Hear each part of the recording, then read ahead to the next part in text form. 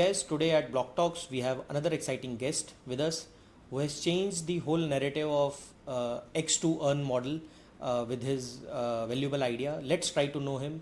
Let's try to know Oleg. Thank you. Thank you for having me. Oleg, you like there were multiple projects in this category, but you are different. Yeah. How and what motivated you to bring this to life? Well, we didn't know that we were bringing it to life. We were just solving the problem and building a product. It was called Move to Earn many years later because we started with a project called Sweatcoin in 2014. Okay. Back then, there was only one blockchain, Bitcoin. We wanted to fork it and figure out how to make it into a currency that is born not out of burning electricity like Bitcoin, but out of burning calories. And that's why we call it Sweatcoin. We've spent quite a bit of time on this, but we realized that Bitcoin blockchain was slow, expensive, no smart contracts. So we thought, we'll wait. Very, very quickly, we realized that Vitalik Buterin was working on then secret project. We met with him in 2015 and discussed the idea of Sweatcoin, but it was too early for Ethereum as well. Well, Ethereum wasn't called Ethereum at that moment. And we launched centralized we went live with the MVP, minimum viable product, in 2015, at the end of 2015. But we launched in May 2016, and we launched centralized. Okay. Because we thought, there's Bitcoin already, Vitalik is working on Ethereum, we're hearing about some other projects. We're sure that within 6 months there will be another blockchain that we would build on, like proper vision for us. Currency that is backed by your effort and rewards you for your physical activity and makes it valuable, because we felt that this would make the world more physically active. And we'll talk a little bit about why we feel this is valuable and why we're passionate about it a little bit later. So we launched in 2016, and it became incredibly successful very quickly because, we realized people just loved the proposition that we were paying them to walk. We've seen countless conversations, or we've heard of countless conversations that people would have that kind of go like, dude, you got to install this app. They pay you to walk. Really? What's the catch? What? For steps? Yeah. And people would go like, no, there's got to be a catch. And they would install the app, and we would sometimes receive emails or even, contacts through Telegram or WhatsApp. It's like, I've just installed your app. I don't understand, how are you paying me? What's the catch? Are you selling my data? We're like, no. Because your attention, if you into movement, is really valuable. And it turns out that brands that sell sports, health, fitness, fashion, vanity, food, dog accessories, a lot of our users have dogs. So all these brands that cater to people who are physically active are extremely interested in working with us, because we give them an opportunity not to make you aware of a product, but for you to try the product, but in a completely different way. If you, for example, walking out of a house, got given a pair of shoes by someone, you'd look at them and kind of go, why? You would be suspicious and you would have a lot of questions in your head. But if you walked for 6 months and without spending a silver penny of your own money, you bought with your sweat that pair of shoes, the net effect, you didn't pay cash out of your pocket. You got your shoes for free, but your relationship, your appreciation is completely different. Your relationship with the brand is completely different. So we realized that there was a need and an interest for people wanting to be physically active to get incentives, to get rewards, because that was making them more active. It would help them to make a decision to skip a bus and walk, to go for a longer walk with the dog. You know, I lived in the UK, and everyone would go for lunch and buy sandwiches.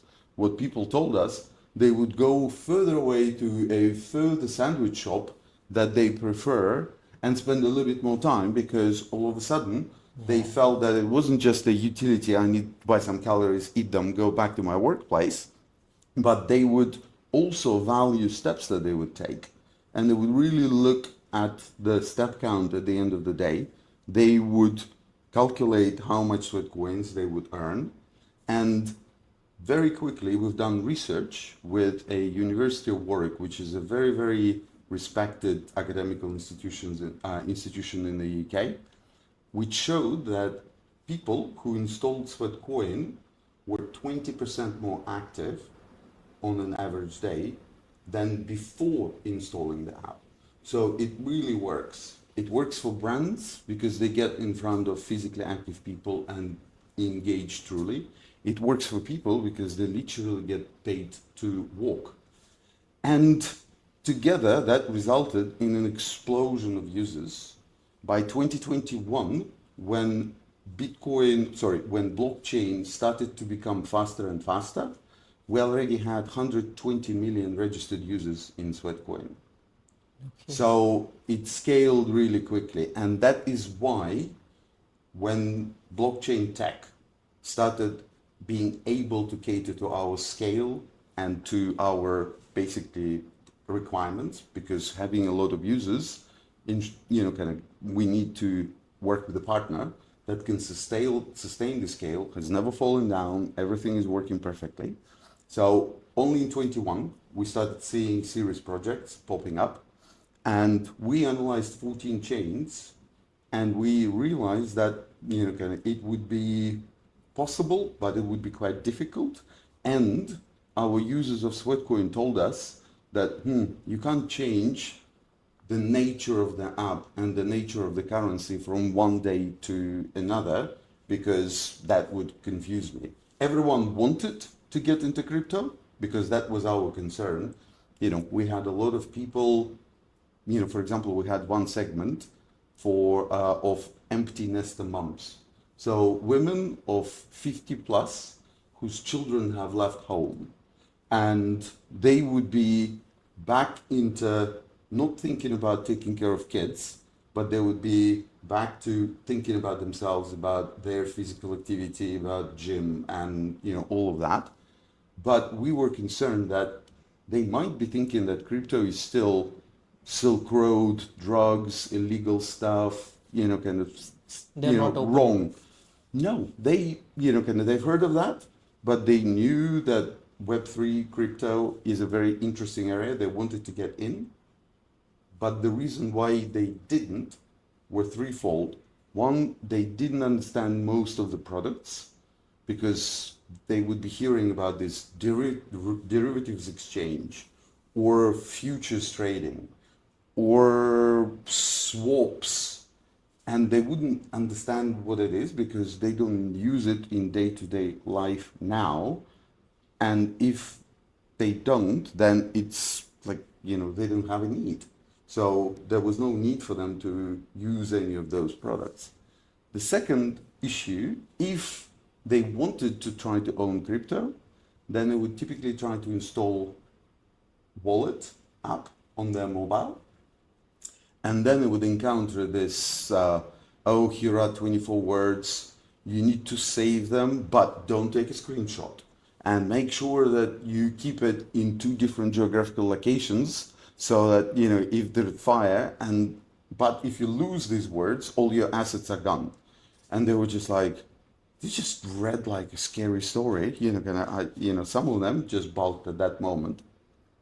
And those that did go through, then there was a third barrier to them, because they would get into a wallet. And there would be zero balance. And in order for them to do anything, they would first need to pull credit card out and buy, typically a few $100s worth of crypto.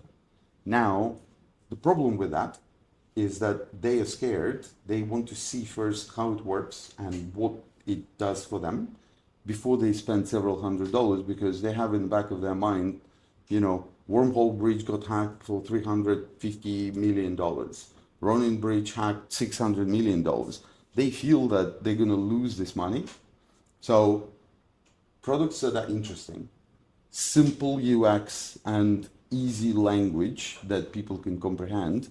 And the third, don't ask me for my card as a first step when I'm in. And we realize that we can really, really help people to get into Web3 because we pay them to walk. They understand this product. We tokenize physical activity. People understand this, right? Step, you start earning cents and dollars. That's not a difficult concept to understand, the product or the value to explain. Then we did not force people to first deal with secret phrase or seed phrase. We allow you to register using your socials, as you would be used to. If you are on iPhone, we register you with Apple ID. If you are on Android, with Google. And that just makes the process really, really smooth. And the third is that we allow you to, walk and earn and get paid to walk, which means that you don't have to pull credit card out. You get your cents, dollars, you learn the ropes, you understand how to send and receive crypto. You understand how to stake.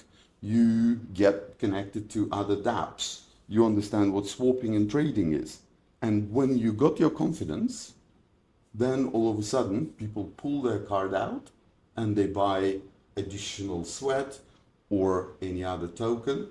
And that is what we've been announcing yesterday, because we've had some really, really amazing, kind of new tech hitting Sweat Wallet, but we'll talk about it a little bit later and we'll chew fat around that. So, like you mentioned, like from this point of view, we are getting an essence of that you simplified everything. You don't try to make it We more literally complex let and you walk everything. into crypto. Yeah. So you are you created this path. So many Web3 founder don't understand this, and you got this point because of your prior experience in different companies and all. Yeah. So what sort of learnings which you got from those companies and you implemented here that are still working with you and that helped you, so that other Web3 founders can learn from it, because you come from a background from Visa, Coca-Cola, Pepsi. So what are those learnings which you got and which you implemented and which gave you idea, okay, this is working, this is not, and you want, okay, every Web3 founder should take this point. Wow. I mean, there's a lot to unpack there. A lot. It's a great question. And I love talking to founders and aspiring founders, because you're right. My experience has certainly showed me what to do and what not to do. And I realize very frequently how many people are making obvious to me mistakes. And when I question them why they do that, I understand their explanations. But when I give them my experience, very frequently, I see that penny drops. And very frequently, you ask me about the relevant experience and working for big companies. I would say that if you're really a founder material and you feel passion to building, I would recommend not to spend a lot of time in big companies, because some of the habits, some of the things that you experience in big companies are actually hindering your ability to become a founder. Let me give you an example. In big company, you have a lot of services. You would have people that would be, I don't know, I worked for BCG, you would, kind of draft things and people would be making beautiful slides for you. You would have a personal assistant. When you're a founder, nobody's doing your slides for you. You don't have a personal assistant. You need to do everything yourself. And it is a very, very important mindset that you're not looking for someone to delegate things to. It will come later if you're successful, if you manage to build your business to a certain scale and either become profitable so that you can hire people, or you raise funding so that you can hire people. But at the beginning, it's extremely important to realize that you have to do absolutely everything. And the longer you spend in big company, like in my case, I didn't find it easy to, just basically realize anything and everything that needs to be done in this business is either done by me or it's not done at all. And, it's a valuable lesson. The other thing that I would say is that it is extremely important not to build around an idea. This is the biggest trap that I see founders falling into. What does it mean? Somebody comes over and I've got this idea, we build this and it works like this and, it's going to be amazing. And my first question always is, okay, whose problem does this solve? And what is that problem specifically? And if people cannot explain that extremely well, then potentially you are in a very, very difficult place. Why? Because ideas sometimes fly and people get energized by ideas, and you might even raise money and you build that product. But in order for you to turn it into a business, you need to sell it. In order for you to sell it, somebody needs to buy it, and typically people buy or they spend money on solving a problem or latent problem, but something, a nagging thing that they have in the back of their mind. And very frequently, the saddest situation that business would build a beautiful product and then would start running around the market looking for a problem to solve. And that is soul destroying, because you have beautiful product, you love it, but nobody's paying for it because you haven't hit it right with that audience or with that customer. And I am saying to absolutely everybody, always start with a problem, because no matter what you build, at least you're going to have one user, you. Yeah. Because ideally that problem is also something that you feel internally, that is something that you would want to use. Because if you're building for somebody else, you're going to have massive dependency on constantly tapping them on the shoulder, running focus groups, running interviews. And if you're building for yourself and you're a representative of that group, then you just shortcut through that and you spend a lot less time on second guessing yourself. Is this the right product? Is this the right decision? Am I moving in the right way? Because if you build something that you love using and you're using on a daily basis, at least you have one customer. That is better than zero. So always start with a problem. And then come up with an idea which solves that. Exactly. And very frequently, that idea will evolve. Yeah. And in the world of startups, that's called pivot. And pivot is extremely stressful because investors are stressed, founders are stressed, team is stressed. Oh my God, we're changing everything. Is it going to work? Everyone on their toes. But if you're building around the problem, then it's not a pivot. You launched something, you learned more about the problem, you realize that you need to adjust your product or your idea to address this problem better. It is a move deeper into problem solution rather than a change of direction for the business. It is a lot easier to understand, it is a lot easier to communicate, and it is a lot easier to manage with your investors. That's like a really good insight. Like the like people in Web3 and Web2 also, they get an idea and they get the energy and all. Okay, we'll start building and all. So yeah, that's the right way. Like first find a problem, then come up with the idea around it to solve it, and then you go on. You mentioned about pivot and being into industry for so long. You must have seen situations and you must pivoted to some ideas, some like worked on feedbacks and all. And when you convinced the team and investors, okay, this is the thing, this is the point where we need to reach, and right now the strategy is not going there. We need to make some changes, pivot. You can call it based on new versions, pivot, or whatever you want.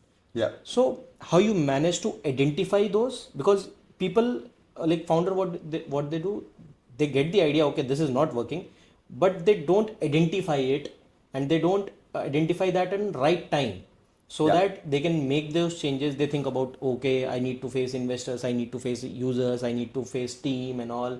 They will tell, okay, there are lots of things Yeah. that they think, and due to that everything gets on wrong direction. Yeah. So how you identify them, and like if you have faced that in your real life, like what was the situation, what, okay, this was the problem, and then we realized, okay, this could be the pivot, and we implemented this, and now it's working fine.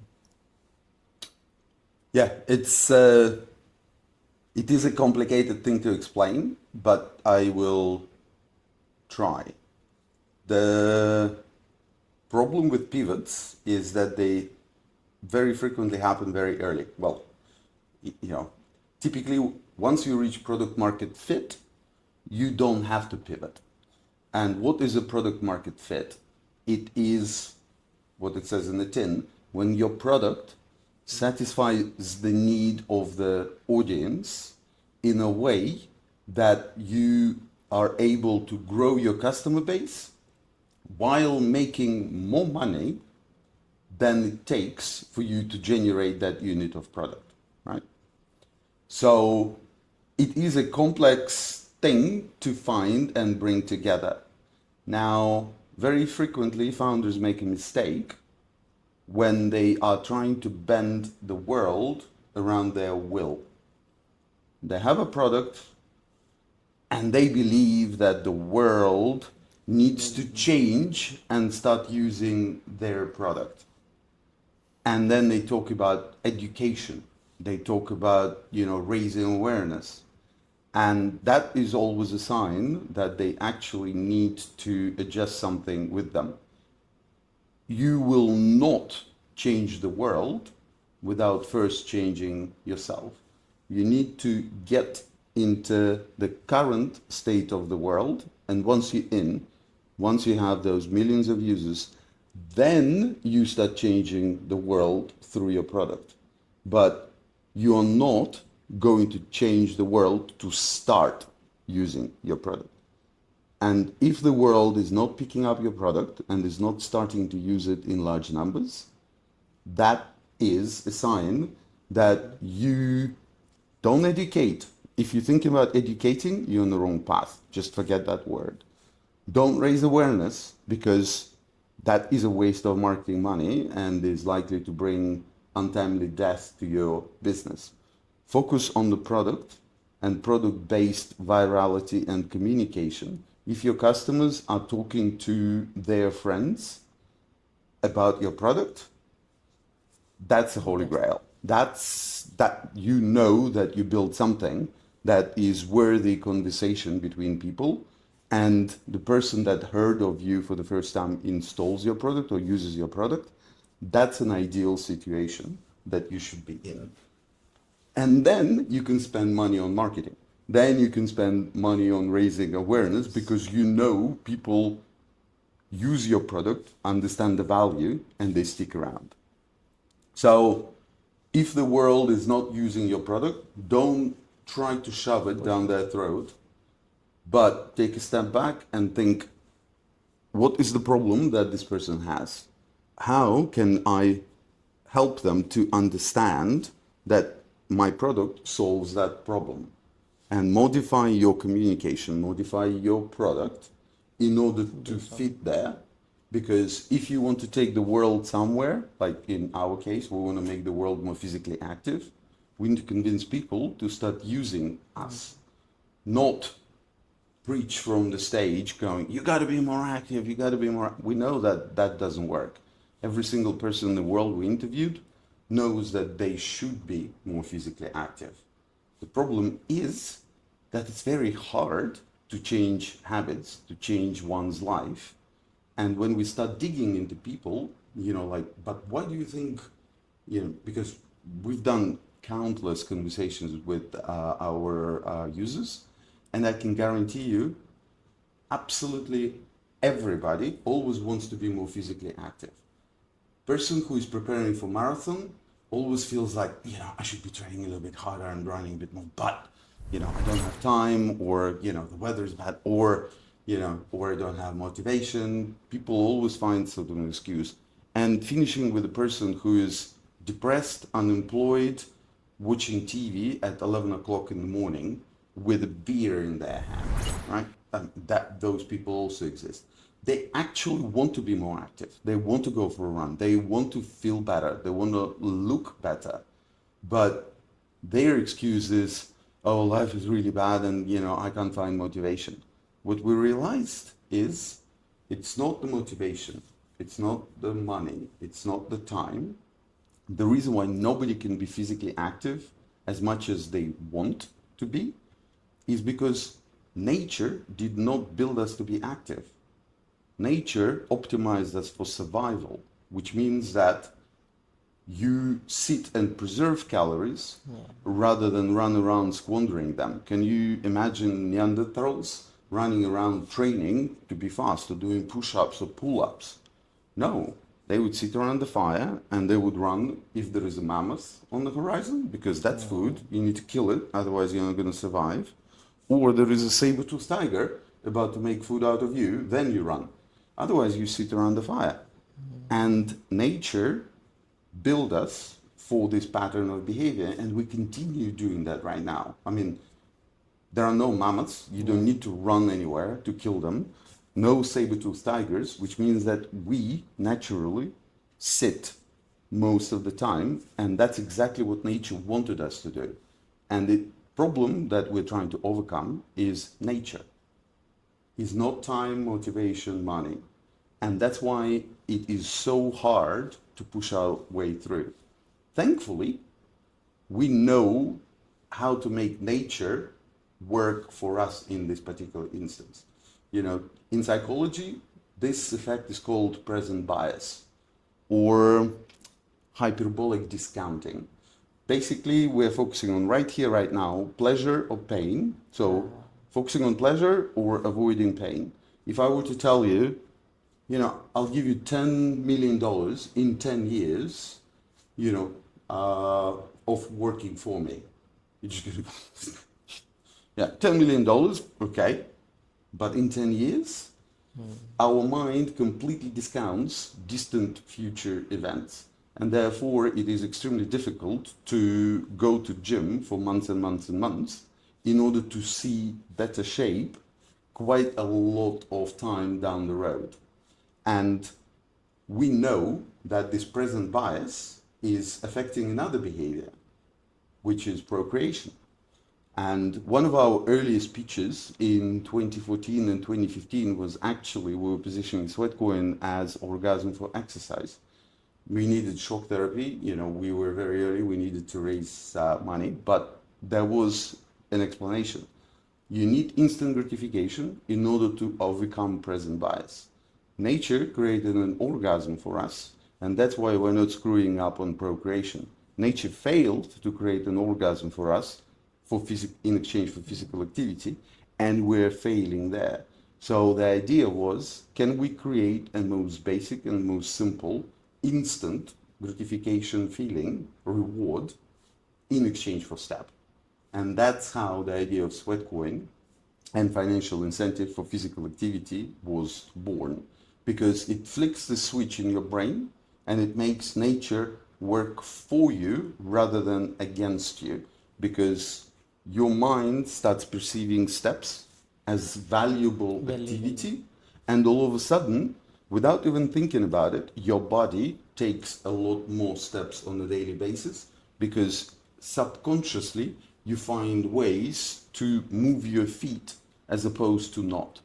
And that is the sort of magic of really, really good product, when you can go extremely low and understand it not only, rationally, but almost to a point of how does it work on subconscious level. Yeah. And that's how Sweatcoin, Sweat, and Sweat Wallet work on subconscious level. It makes you realize that physical activity is valuable, and even without thinking about it, all of a sudden you're becoming more active and you're becoming healthier, you look better and wealthier. So, it solves two problems, fundamental problems that pretty much every human of every age has. Bec- like from this I get the whole vision and the like how much in depth you have gone in solving the whole Yeah. problem, because you mentioned about product led viral growth. Yeah. Once you launched, you saw okay, people are coming to it because there was the idea was nice and all. Yeah. There were like issues while retaining, because onboarding was really easy, the awareness Yeah. part was done, like people were coming. The next problem for a founder at that stage is retention. People come to the platform, they start exploring for some days, and then for the like daily active user, monthly active users and all, Yeah. these numbers starts popping out of your head, and okay, you plan about okay, like we need to maintain this. And in order to maintain, like I'm totally getting the vibe, okay, how you think that much in depth. Okay, if we are able to solve this issue in the user's mind, then these numbers automatically will taken care of. So I get the whole overview of in-depth inspiration and all. Yeah. Just let like drive us through the retention part. Like what are the activities? Like you have 120 million users. Like what sort of Yeah. retention activities you do, and how you keep track of these major KPIs, because it really important. Like Yeah. so yeah, just Yeah. No. I love your questions. They're big, chunky, but extremely important. I think for anyone, not to use the product, but to build a business and to build the product. So the answer would be, you need to really think as a user every step of the way. Like, kind of the reason why I'm closing my eyes right now is because I'm actually going through this exercise. You need to imagine that you cold use it, and if it's an application, how do these people learn about this your application? Let me give you an example. I arrived to Dubai, where we are right now, right? And in the airport, there were two things that I've done. I went and I asked AI, what are the current best taxi apps in Dubai that are active, because things constantly change, right? And I picked up, I use Bolt where I live. So I'm like, oh, Bolt is here, great. And, I click Bolt, ordered a taxi, and off I went. So you really need to think about the person in a specific situation. How are they going to solve the problem? Are they going to come to an app store and type something, Dubai taxi? Or, where they're going to go? Like in my case, I went to ChatGPT at Claude to ask this question. Just think through person, situation, problem, how they will learn about your product, how they will engage with your product, and how can you retain them? What is the pattern of behavior? What is the frequency? For example, Dubai taxi company cannot retain me when I'm not here, right? So there's no point in doing that. And they want to make sure that they learn when I land in Dubai. Can you build a feature or product that basically checks if the app finds itself in Dubai, then there is a push or there is an email. Hi, welcome to Dubai. Kind of last time you used us here. So just think through real specific individual. Don't think into huge numbers. In case of Sweat and Sweat Wallet, the way we are approaching it, especially in the age of AI, is fundamentally changing, because 90% of our users, hopefully, kind of you'll join as well, are not crypto natives. They don't understand crypto, they don't understand blockchain, and they are not terribly confident in kind of in all of this jargon and complexities and those 24 words. So we need to build an extremely simple product. What we realized in our first foray into AI world, AI assistant, because we had close to 1 million questions asked by our users, is that there are 4 or 5 groups of questions that people have when they come into the world of Web3.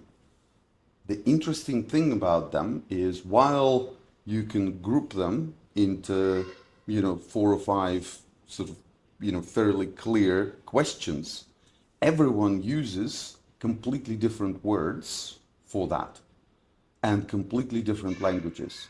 And the only way that we could do that before is by doing FAQs, educational videos, but those are still using vocabulary that we use.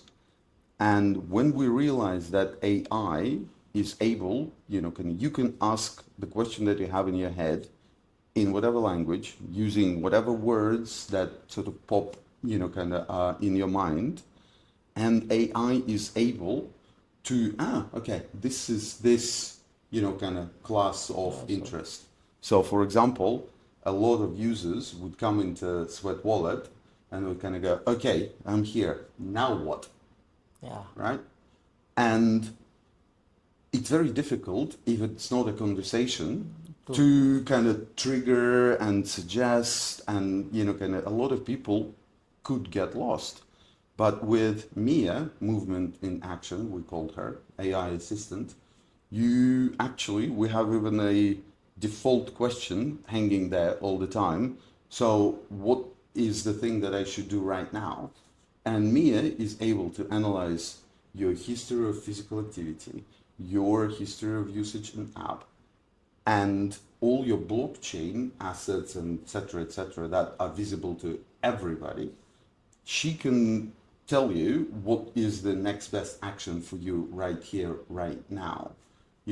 For a new user, when they come in, Mia would go like, okay, there are 2 lessons that will take you through the kind of basic functionality.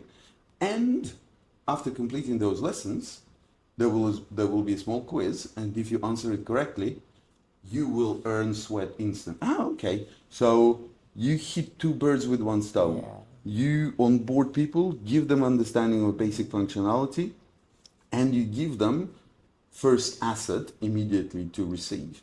And then you go, okay, now what? Okay, you have 2 Sweat. Put those 2 Sweat into a grow jar, which is the product that we basically had to rename staking into grow jars, because for non-crypto natives, staking, it's funny story actually. One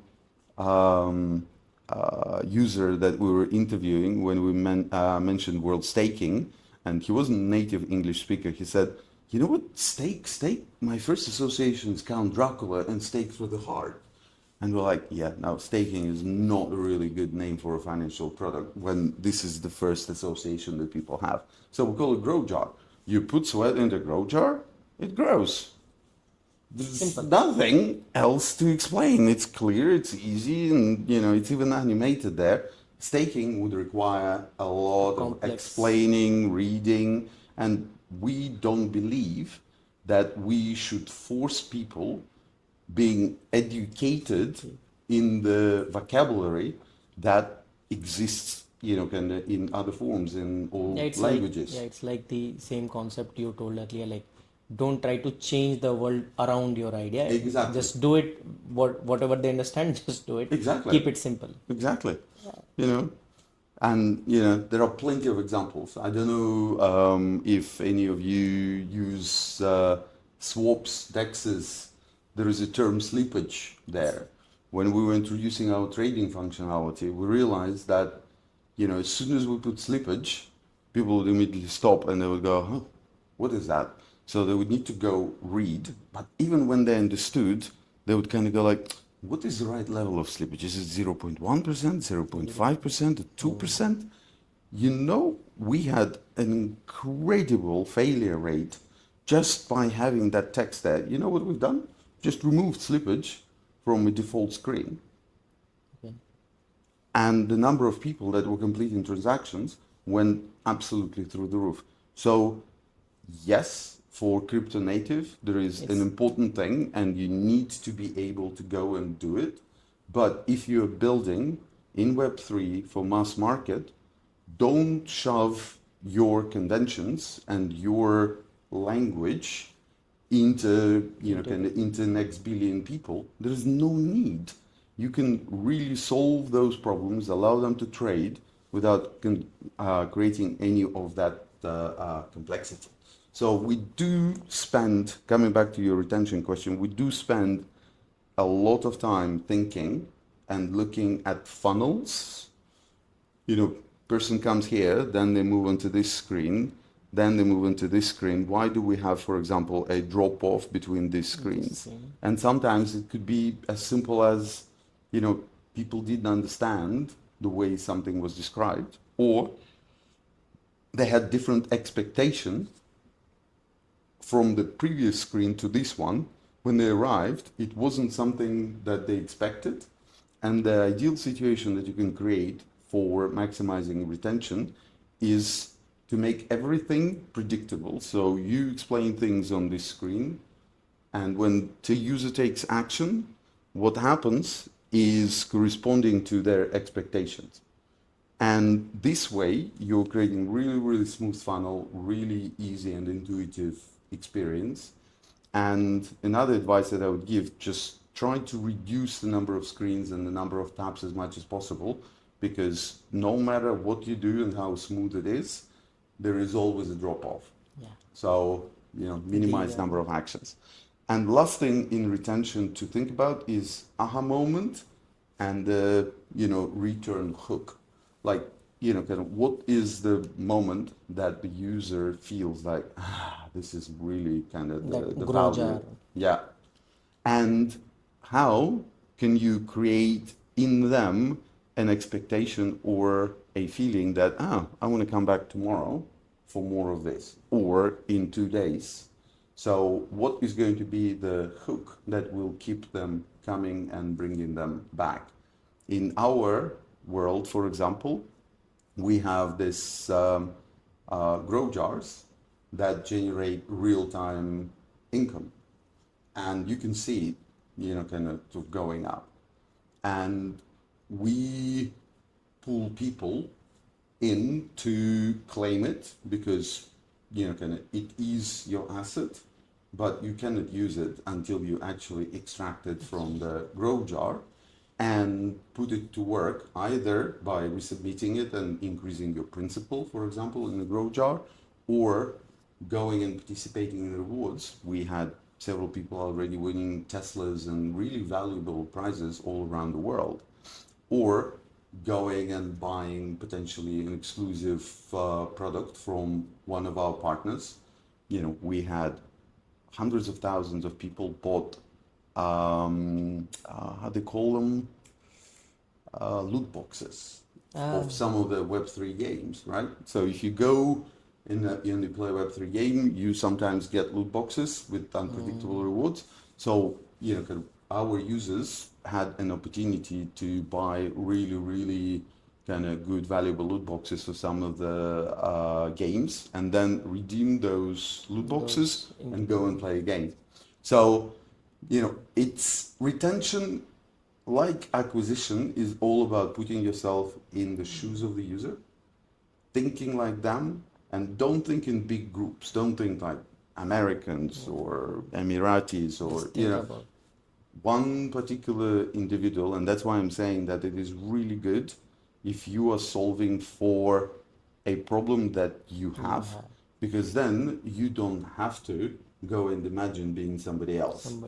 You are just naturally responding to things, and you think, you know what? I can do it better for me. And that's the sweet spot. That's, kind of, it's also extremely rewarding for a founder when you kind of look at it and like, no, I would do it differently. And then you change slightly, and all of a sudden you see that the usage of the funnel, the efficiency, the retention is increasing. So, kind of, that's a happy moment. Like sitting with you it's giving me the emotion that, okay, how simple it is to build a product like the tension, like you are like explaining these complex terms like which people has made, like you mentioned about slippage and also like people are just trying to over complex everything and you are trying to simplify everything and you are Yeah. getting the results. So that's the most interesting insight which I am getting, and that's really exciting. Like this is all about the professional side of you. Yeah. What Actually, up? can I add, what you just said? Does remind me of a beautiful quote of Mark Twain that I periodically bring to my team, which was he wrote, "Sorry for writing a long letter. I did not have time to write a short one." That's good. It's so true. To do something simple and short takes heck of a lot more time and a lot more Yes. effort. But you just have to focus on this because that's what users want. That's what customers want. Simpler, faster, easier. Also think sometimes on that point, think of it as can I make it in a way that would not require my customer or my user to stop and think? Because that's the moment when Drop us. you are losing a clarity of what's going on. Because if they stop and they think, Yeah. then they're not really interacting with your product. They're starting to think about other options, including this is a bit of a pain. Maybe I'll come back to it later. So just remove all of that complexity, diversions, and the necessity for people to stop and think. That's going to make your product really, really irresistible and will drive both acquisition and retention. But sorry for interrupting No you. issues. You So wanted to move to yeah, the next chapter. the next question will be to try to know your personal side, how you like how this journey started with your past experiences, how Yeah. you get into the product business, like, and like what sort of failures you have seen, because we have discussed about these successes till now, Yeah. and people love to see failures also, because then they get the picture, okay, he has started from this and from there, so we can do it also. So how the personal side of, That can take heck of a lot longer than successes to discuss. yeah, like because any few, or like how you Yes. like what's your daily life, let's keep it simple. You know what? It's actually boring.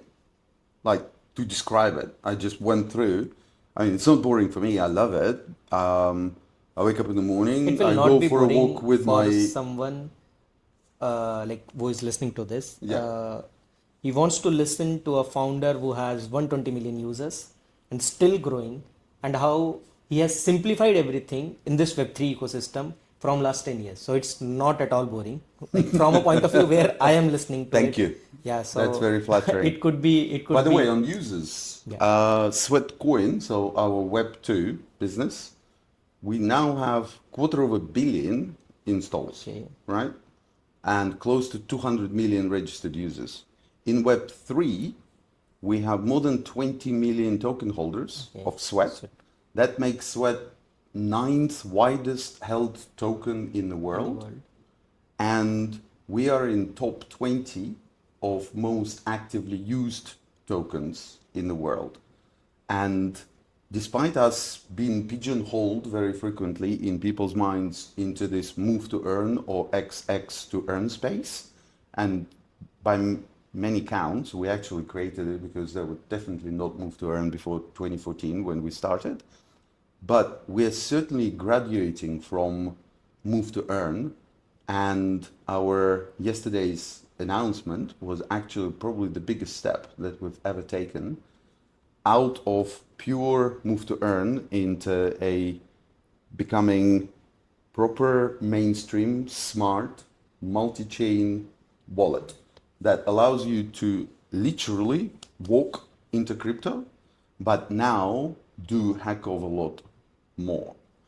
But let's go back to kind of my personal life. I wake up, I go for a walk with my dog. I've got a 5-year-old beautiful Australian Shepherd. for those that, watch this in the video, that's my dog. His name is Bear. He's big, he's brown, he's always hungry. That's why he's Bear. And he basically forces me to take a lot of steps before I even have my breakfast and my coffee. And then I work. And it might sound boring, but I just love what I do because Web3 is effectively a startup industry. And we are a 2 and a bit year old business. So despite us starting Sweatcoin in 2014, we are in crypto only for 2.5 years. That makes us a startup. We've got so many things that we know if we just do them, it's going to be a success. And it is such a uh, crazy, exciting place to be because, those that already been building for a while, that you catch these low-hanging fruits first, and then it becomes harder because then, kind of business is working, like Sweatcoin's been profitable for years. And in Sweatcoin, there are a lot of optimizations, a lot of tweaks, a lot of kind of things that you're changing, and they're moving a needle, but it is an optimization. It's not an earth-shattering innovation. With Sweat and Sweat Wallet, we're going through crazy, really, really crazy innovations and discussing them, building them, testing them, and then seeing being successful is just incredibly rewarding experience. And the other, I think, most interesting thing that I would say is that after years of doing this, I realized that I need 2 meals. So, for example, I don't have 3 meals a day. I have big breakfast, protein only, protein and fat. And then I would have late lunch, early dinner, somewhere around 2, 3, 4. Sometimes I don't even need to have that. So I basically go, pretty much every day with intermittent fasting and this, kind of these walks and runs with my dog and really kind of not shoving too much food down my throat is helping me to stay in pretty good shape. That's it's not a boring life. What I can say. We Thank you. discussed about the whole business part of Sweat and Sweatcoin. We didn't discuss about the profitability because like you mentioned that you were too early, like before the concept of move to earn and all. Yeah. There was a whole wave of move to earn, X to earn stuff. Yeah. They were not able to profitably do this, but you are. So the Not like in Web3. We're not yeah, yet profitable in like Web3, in but Web we 2 also know that within the next 18 months, you will we be will be. because Web 3 like you started recently, so Yeah. that's the reason. Like, but in Web 2 also, like when you started this back 2014, the concept was really new and people were like they have two minds in the thought where will they how they will make money. You mentioned in the starting. Yeah. So what was the business model? Like how you were connecting users to the right partners. Yeah. Okay, so this is a set of users which is doing this sort of activities. This could be a partner. Yeah. So what was the whole business model for the profitability? I'm going to talk about Web3. Okay. And while we're not yet profitable in Web3, I'm also realizing that there are so few businesses that are even talking about revenue, leave alone Yes. profitability. And I think it is a big mistake for the whole industry. Um, the business model that we have is three, fourfold. At the moment, it's three, but it can be four, and I'll explain why I'm saying this. So, the first business or sort of avenue of making money is partnerships, right? Everyone in Web3 wants users, Yeah. but products are complex, Some audience are captive, and especially with crypto natives, very frequently the only way is to give crazy financial incentives that are unsustainable and very, very short term. And these people are basically just move from product to Product product to product and to raking in farming, yield farming, or whatever the points. And as soon as next competitor is starting to sort of give give more. significant rewards from their treasury. So basically, it's all sort of draining treasuries of projects and migrating them into the pockets of whales. We are not focusing on crypto natives and whales, at least now. We are bringing next billion people from Web 2 to Web 3. So their balances are lower. They understanding of Web 3 is not there. So we need to explain things to them, like I told you about staking and grow jars, so that they can understand products, engage with them, gain confidence, and then start doing all of this kind of different things in this world. So we earn quite a lot from partnerships because we give other products or other protocols an opportunity to get in front of our users and really get their attention. So we have these lessons, for example, that explain the product, but through the lens of the user. So this is the problem that this product solves for you. This is how this product works.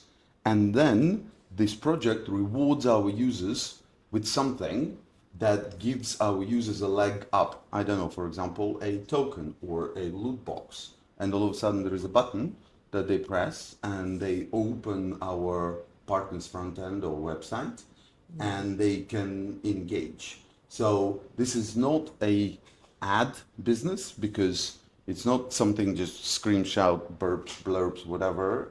It's more form of educating the user first Yeah. about the problem which the product is solving, Exactly. so that they can connect with it, and if in order to like use it, they have that capability in mind, like they have the mindset, okay, I'm using this because I was having this problem and Yeah. this can solve it. Yeah. So it brings the like the partnership or the win-win situation for both of us, the user and the partner which you onboarded. Exactly. The audience that they get, they know why they're there, not because something was, I don't know, blinking Flashy or at them from the screen. It's not an impulsive thing, like you got something, okay, I need to click it, and then you after 2 minutes you forgot, okay, this is not relevant. So Exactly. that's not a ad or a like something like this which you which kicks you off, but it's Yeah. a more kind of, okay, you have a pain, you have a problem, this could be a solution. Yeah, you got it. Exactly.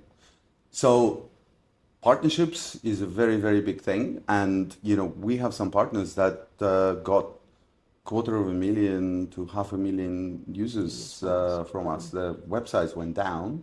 So if you're in Web3 and you're looking for users, not whales, but, people Real who are on users the who are- path of becoming whales, then, we can definitely help there. The other revenue stream is advertising.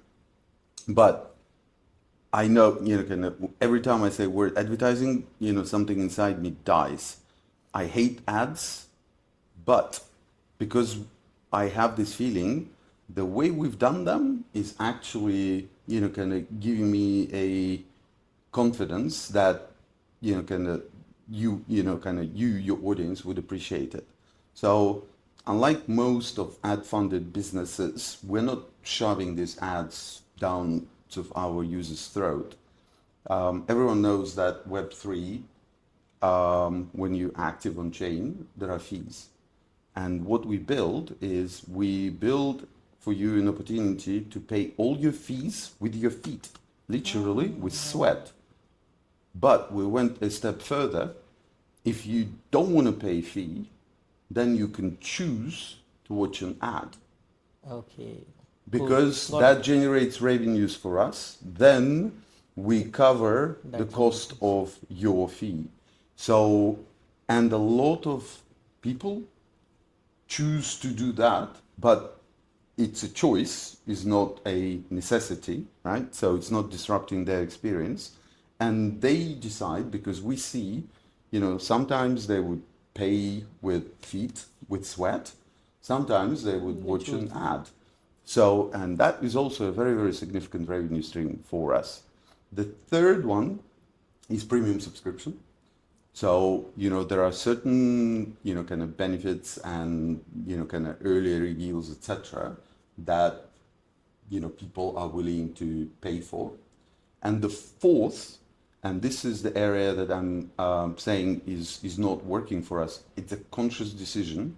We are not levying fees right now for on-ramp, off-ramp, trading, transactions, swapping, etc., because we want to bring as many people as possible.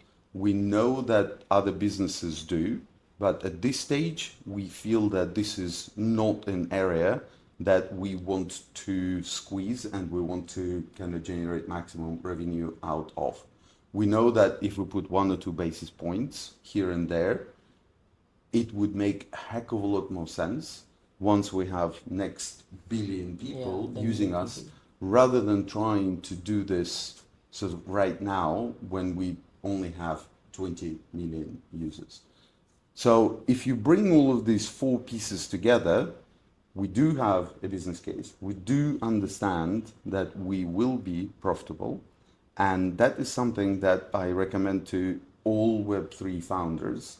It used to be that it was okay to discuss, to not even discuss revenue, because people would say, well, we've got treasury of our token. So why don't we just shill it, pump it, and then sell it so we have infinite runway? To which I always answer, okay, treasuries are not infinite. And if your token is not flying high, and if you are selling your token from your treasury, why would then the market be buying it? So it's almost like kind of defeating prophecy. Yeah. So you need to be generating revenue. You need to be profitable. And what I am, kind of explaining about our business, look, from day one, we said that our objective is to make the world physically active. What does it mean? The world means hundreds of millions, billions of users. And in order for us to do it 10 years, 20 years, 30 years down the line and make your physical activity more and more valuable, we need to become profitable. So scale and profit. And we as a business don't have shareholders. Web3 business doesn't have shareholders, only token holders. And I actually think that this is another thing. If you're thinking of starting a business in Web3, people don't spend enough time on this aspect. They typically have a company that have shareholders and then they have token. But if you have shareholders and token holders, this invariably at some point will lead to a conflict between financial interest of token holders and shareholders. And it's very difficult to solve. And it's very difficult to convince token holders that you will be defending their end as opposed to shareholders' end. Because shareholders, historically, we already have this for hundreds of years. There are legal protections, there are boards, there are voting percentages. And if these guys, if shareholders want to get access to that profit in dividends, for example, and token holders have token that is not governed by anything, and the company doesn't have as much commitment and responsibility to token holders, then shareholders win. So the value of the token is doubtful long term. So my advice is don't use structures that have shareholders, go down the foundation route. Make sure that token holders are the only entity that can benefit from success of the business, not shareholders and token holders, and then you need to navigate rigmarole between them. So from the very beginning, we said that minimum 50% of our profit is going to go into token buybacks. And having a horizon of 18 months and already having tested all 4 revenue streams, we know it's just a question of time. And then, it's very, very simple. We've done, in the first 6 months of our existence, we've done some buybacks just to understand the impact on on the business. And we know that it works in terms of price action and, just excitement on the market. And in our case, unlike a lot of other businesses, the North Star, I don't know, do you know the concept that, what is one metric that North we are Star. chasing? And the North Star for us is the value of an active day. So how much do you earn for verified 10,000 steps walked, right? And if we make it more valuable, we know that you will walk more and you will talk to more people and we will have more users. But how do you earn this value? Through sweat. So our goal of the business is to make that valuable. Sweat is the product that we effectively build. We want sweat to be valuable because it takes your physical activity, verifies it so that nobody can shake the phone, put phone on a dog, or, there is a website called unfitbits.com that teaches you how to trick your phone into believing that you're physically active. It's unbelievable. Dishwashers that shake, ropes over the head, metronomes, I mean, you name it, we've gone through all of that. So we have really, really draconian verifications so that nobody who doesn't sweat, they don't earn sweat. And our objective is to make sweat as valuable as possible, because then you will have a lot higher return on your movement. You will have a lot higher motivation to be active. That is going to create an incredible amount of economic externalities that will benefit the world. We've done an analysis with 3 academic institutions and a think tank, because if you look through the history of academic publications and you look physical activity, you find thousands of papers that will explain to you that if your employees are physically active, then the absenteeism goes down, the productivity goes up, the issues with mental health go down. People who are physically active live up to 7 years longer, not just living, but they're economically active for 7 years more, which is a really, really good economic impact on the world, right? So these people continue running businesses or working somewhere, they're earning salary, they're paying taxes. So, the economic value of physical activity is tremendous. Nobody ever calculated it.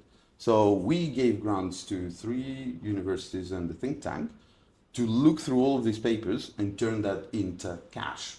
What is the economic value now generated by you walking 10,000 steps?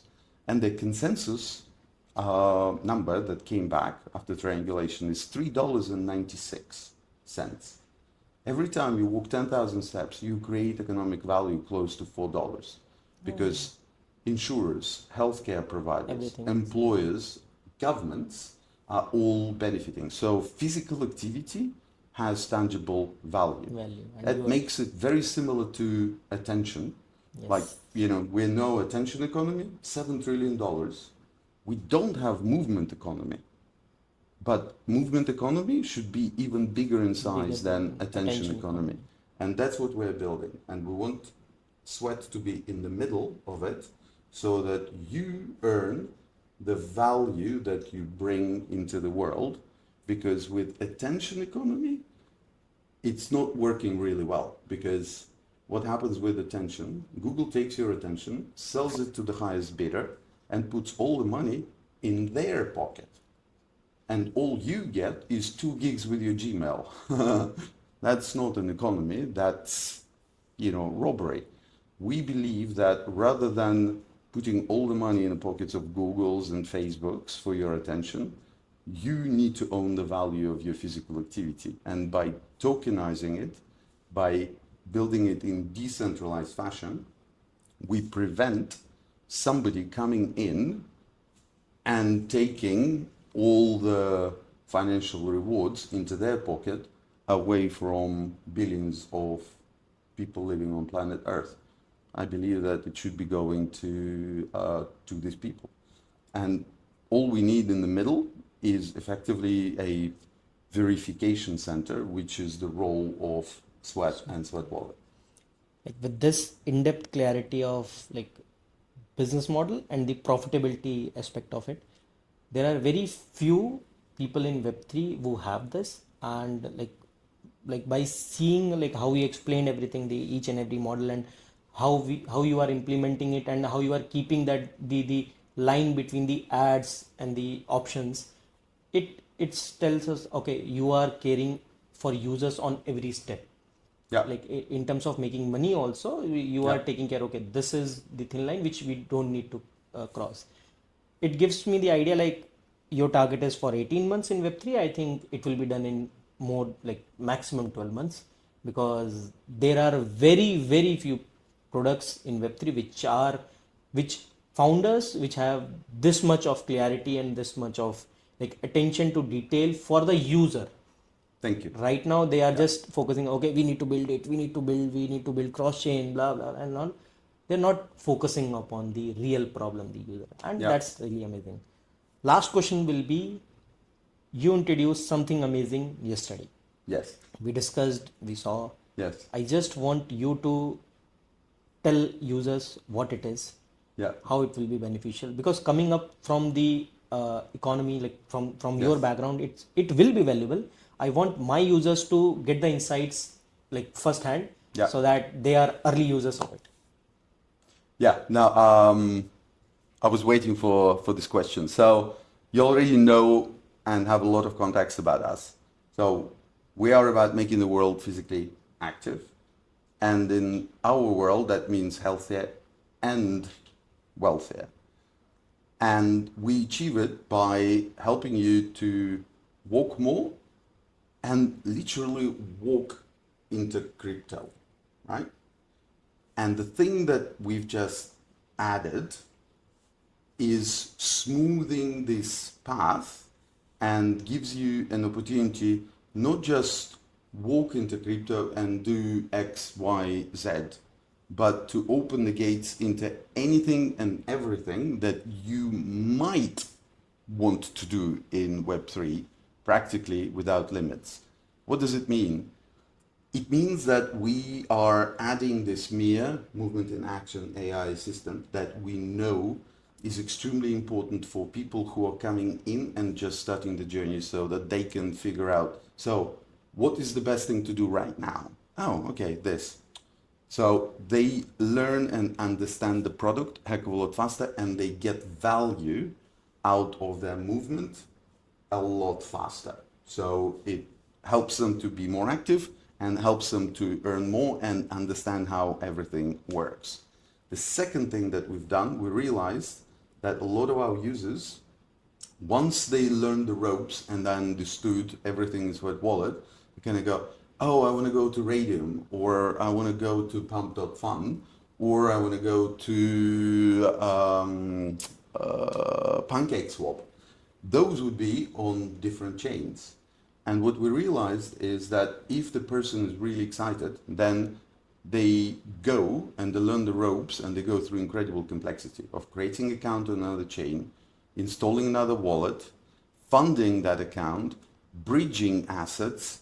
Somebody who's gone through this, you would, you're laughing. If you've gone through this, this is like a project in itself. Yes. Now we decided that we don't want our users to go through any of that, and we're adding support to 4 additional chains: Ethereum, Base, BNB, and Arbitrum, which means that you will be able to have access to any assets there, to any dApps on those chains. Basically everything is just going to work absolutely seamlessly. Soon we're going to be adding other chains. So if you think about it, we were already one of the easiest on-ramps in Web3. Now by adding Mia and the AI assistant very early and helping you through To your walk journey and really giving you an assistant, not an AI agent that has its own purpose, has its own funds. No, Mia's mission is to make you healthier and wealthier. That's it. That's the remit. She doesn't have your private keys to your assets. We don't want her to, kind of to have that. But she can recommend a transaction to you. She can recommend an action to you, but you will always do it for yourself. And we're adding now support for these chains so that if you want to go and interact with the product on that chain, you don't even have to know that the account on Arbitrum was created. It is created on the fly. Yeah. The keys are managed through the NPC. As far as you're concerned, you're doing everything with the key to your main account. Complexity of recording accounts, recording seed phrases, keeping lists, and kind of for those that are in Web3 for a while, you know how challenging it can be. I still can't find a few $100. I know that they were somewhere on some account, but I can't figure out chain, seed phrases, private keys. Yes. Here, all of that goes away. You have one wallet, you have one key, and for any action that you take on any chain, you can pay with your feet. So you will be paying your fees with your feet. And we know that users love it. And there is a slight rebrand. We've always been talking about Sweat Economy as a umbrella name for Sweat and Sweat Wallet. Now we are calling ourselves Sweat, and the domain migrated to Sweat with a dot before AT.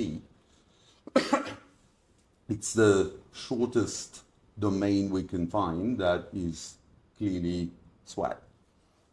That's really, really amazing, because we'll love to sit with you again for an in-depth discussion about the concept of wallet, because I'm totally understanding what exactly you are building.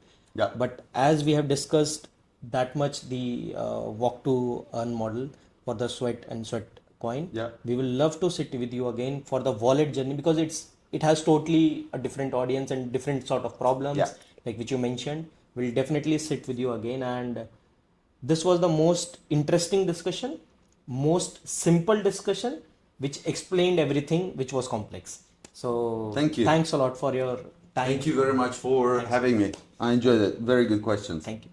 And I hope audience enjoyed it. And install Sweat Wallet. It They will literally helps you definitely. walk into crypto. If you want to convert your steps into Sweat, install Sweatcoin. That's a pedometer, a kind of step tracker. But all your Sweat is going to be, and all your crypto is going to be living in Sweat Wallet. They will definitely. After seeing this, they will. Fantastic. Thanks a Thank lot. you very much. Thanks a lot for Once your time. again, man. Thanks.